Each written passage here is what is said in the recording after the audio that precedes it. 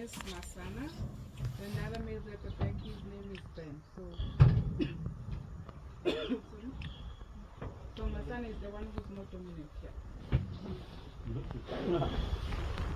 Masana. So whenever you've got two or more males in one territory, we call it a coalition fight. So a coalition fight consists of two brothers or two cousins or more who grew up together. So they're capable of sharing a pride, sharing the ladies, but they never share their food. So even if they do fight, they only fight for dominancy, and the dominant one is the one who gets to get the ladies first.